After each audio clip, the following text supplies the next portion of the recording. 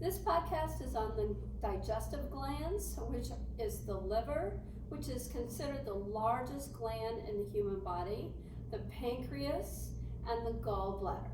And so those are the three digestive glands we're going to go over, their duct work, how the secretions get out and put into the duodenum. All right, first of all, we're going to concentrate on the liver since it's considered the largest gland in the human body. It is a solid organ, and basically it's made out of the big P, simple QBT, and the cells inside the liver, the simple cube cells, all have a specific name, hepatocytes. Hepatocytes, and anything hepato always means liver. And what's the stroma, the lucifer, feeding these hepatocytes, keeping them alive, and then running blood in and out to circulate.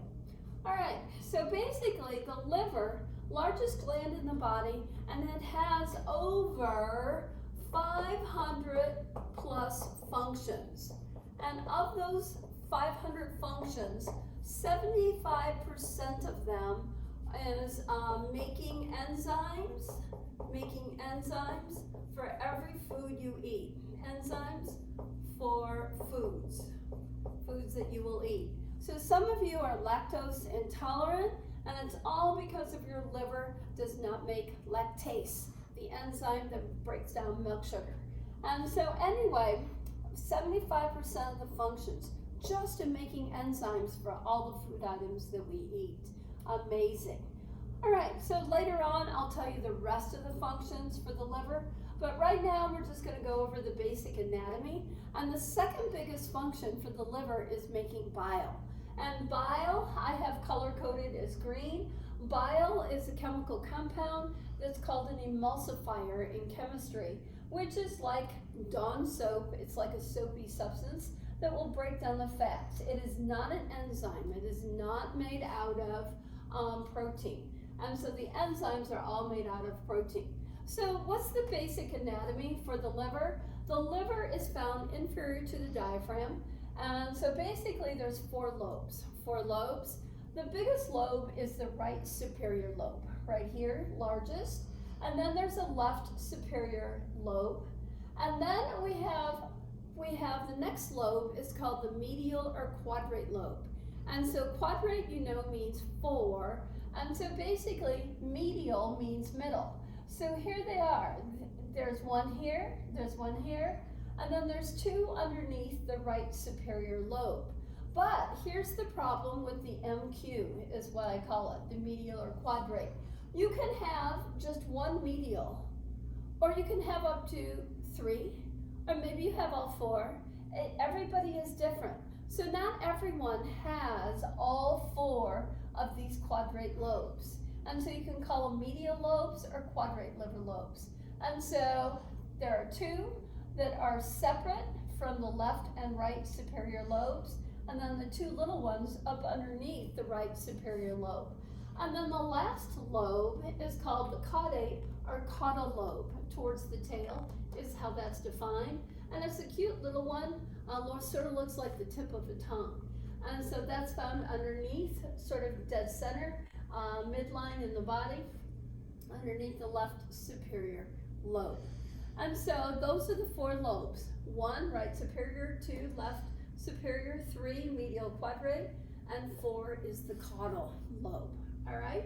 So now to get out the enzymes and the bile and do all its other functions, we have to have a series of ducts.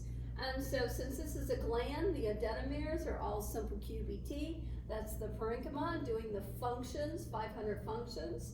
And so basically the duct work is going to start out sort of small, and then it's going to get larger.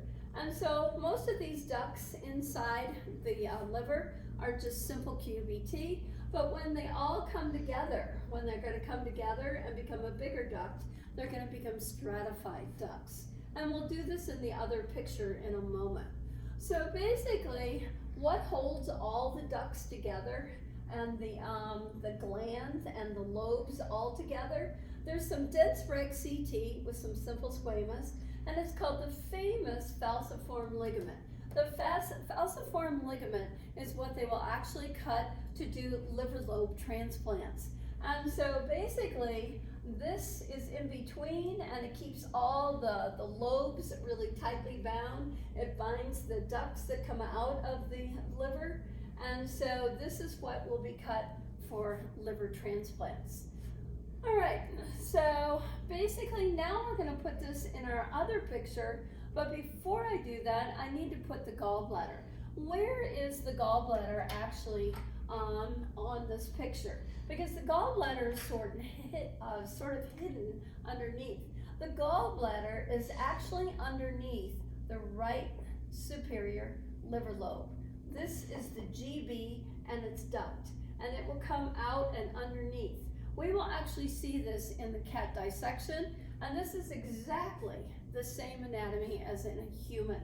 And so the gallbladder sits with its duct underneath the right superior liver lobe.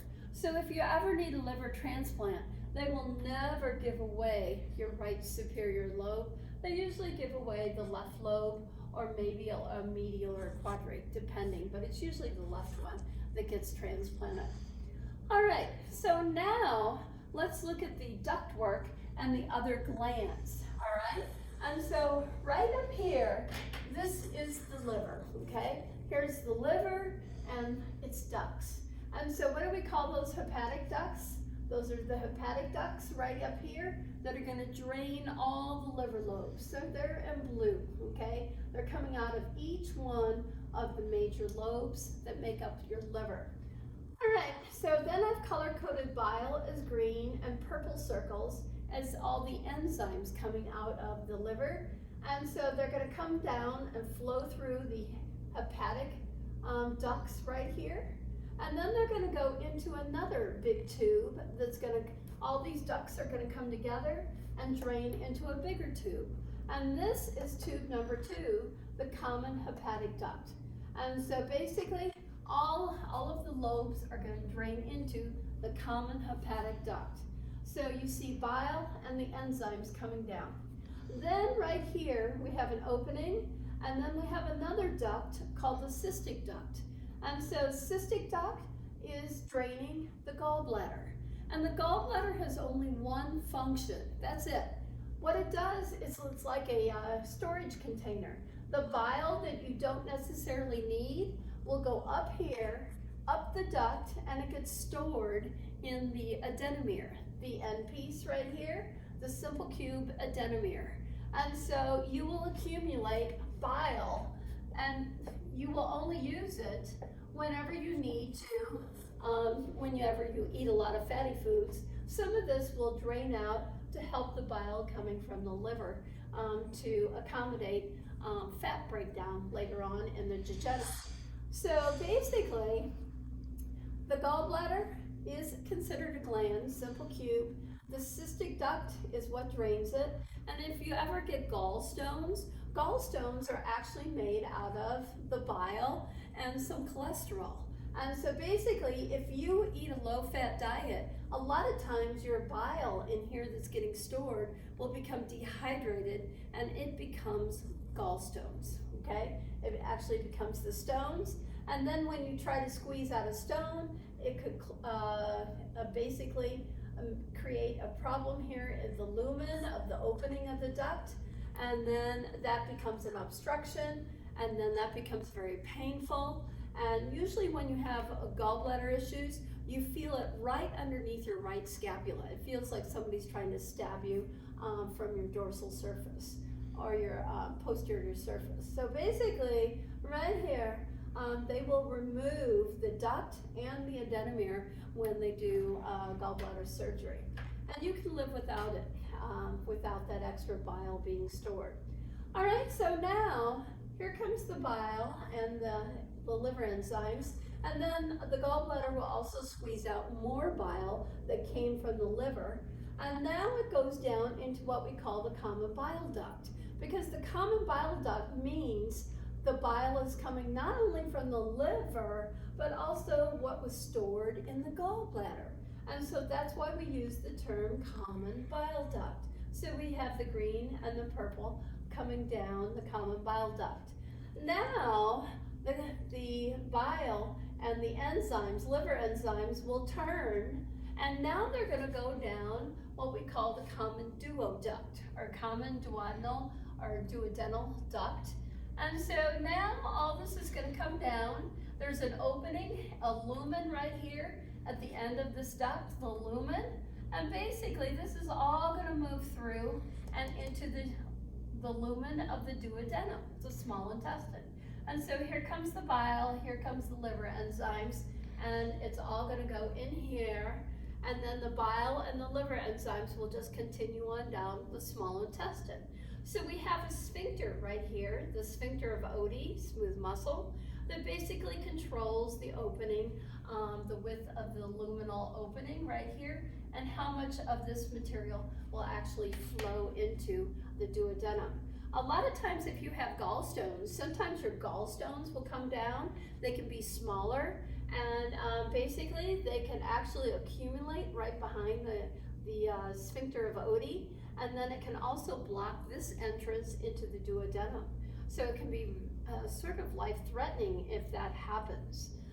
All right, so that's the common duoduct, bringing the bile and the digestive enzymes from the liver. All right, now we have one more gland, and the other gland is sitting back here. It's called the pancreas, and I drew it in brown. And here's another solid organ, and the parenchyma, the cells that do the function for the organ, is simple QBT. And so the loose CT fen is the stroma that's underneath, feeding all these cells and controlling it with the nerves and of course the blood vessels. And so basically we have two kinds of simple QBT cells in the pancreas. And the stars, the real stars of the pancreas, are these right here. The number one job of the pancreas, and most of you think it is to produce insulin. That is absolutely incorrect. The number one job of the pancreas is to produce bicarbonates and carbohydrate enzymes. That's what these cells make. And so their nucleus almost looks like a chocolate chip cookie, and they're typical simple QBT cells, and they're just called pancreatic cells, right? Pancreatic cells. And so I just call them like plain old pancreatic cells, simple QBTs, and they're gonna release the bicarbs right here, the bicarbs that's gonna help adjust the pH in the duodenum, and they're also gonna release pancreatic enzymes that are specific for carbohydrates, right? So these are carb enzymes. Okay, so now that's all going to go down the tube. And so, excuse me, this is called the pancreatic duct right here. And that's going to be added and go through the sphincter and into the duo. So now the last function for the pancreas is producing hormones. And so the hormones, first of all, you look at these simple QBT cells and immediately you say, oh my gosh, they have a target nucleus. And so that means one or two nucleoli. And that means what? They're producing hormones, just like the stomach cells that have the APUD cells, basically, that are going to be producing hormones. So the stomach hormone producing cells are called APUDs, and these are called the islets of Langerhans cells. And so in the stomach they were simple columnar ET, but here in the pancreas they're simple cube ET. So we have capillaries around these cells to pick up the hormones that will be going into the capillary to regulate blood sugar. And blood sugar is called glucose. And so basically the two hormones we make in these simple QBTs are called insulin and glucagon. And so basically insulin is to lower your blood sugar levels. So what happens is that if you've got a capillary right here, this is a capillary, and then it's going to pick up insulin. Here's the big I, insulin. And you just ate a bunch of cookies with a lot of sugar, and so here's my sugar in here. Oh my gosh, sugar. Lots of sugar. And so what's the function of insulin? It basically, when it arrives, here's some body cells, okay? Here's a couple body cells, okay? Just general cells. And so you've got a lot of sugar in here, And so the function of this insulin is to actually attach to this and then push the sugar out. It actually pushes it out, gives it a nice shove through the pores, the fenestrated capillary, and here goes the sugar, and it will be diffused into the cells. And so with that insulin, the insulin will attach to that and basically just push it and shove it out of the plasma of the blood. And that will lower your blood sugar levels. Exactly. Now, some people are insulin resistant, and that means basically the insulin will not attach to the sugar, or that you do not make enough insulin to basically do its normal function in the capillaries by moving the sugar out. And so there's nothing you can really do about that. And so that is what insulin does. Now, if you're a diabetic, that means you don't release enough insulin to put it into your capillaries, to help move the sugar out. And so the sugar builds up and builds up, then you can't carry enough oxygen, and so then you can pass out, and you could go into a diabetic coma. And so a lot of times your cells will actually make the insulin, but they just don't release it into the capillaries. So sometimes you can actually have islets of Langerhans transplants. They actually will suck these cells out of a healthy pancreas from a healthy person and inject these into a pancreas. And basically they will work after a period of time and then release normal levels of insulin. And so this is a rather successful transplant system. All right, so then the other hormone that's made by these same cells is called glucagon. And glucagon will actually cause your blood sugar to increase. And so how does glucagon work? Well, glucagon doesn't quite work the same way as insulin. And so what's going to happen here is glucagon is going to go into the capillary, glucagon right here, and we'll put brown around it, okay? Brown around it right here for glucagon. And so glucagon is going to go in a capillary, and then it's going to take a ride in the arteries, okay? And eventually it's going to take a ride in the circulatory system, and then eventually it's going to come out into an artery, and here it comes. It's going to eventually get smaller and go into a capillary. So here's my glucagon right here, my glucagon. And what glucagon does, it's going to go to the duodenum specifically. It really targets the duodenum, simple columnar T cells, and it's going to come and diffuse out, and it goes into these cells, And what it does is it tells these cells to take in more sugar. And so it sort of attracts it like a magnet. And so the sugar molecules will start moving across the glucose, and the different types of sugars can go into these cells. And then you can pick up the sugars, keep moving, and they'll be picked up by the capillary where the glucagon just diffused out of. And so it goes from, it's this simple diffusion, high to low. And now you just increased your sugar level because glucagon came out, it attracted the sugar to move into the cells, and then it keeps moving, and then it loads back up in your capillary, and now you have a higher insulin level. So that's an amazing little system, how that works. But the pancreas' number one job is truly just to make these pancreatic enzymes for carbs and bicarbs to adjust the pH in here, because remember, all that chyme coming from the stomach had a pH of 5, chyme had a pH of 5, and basically you want to adjust that pH higher to a 7.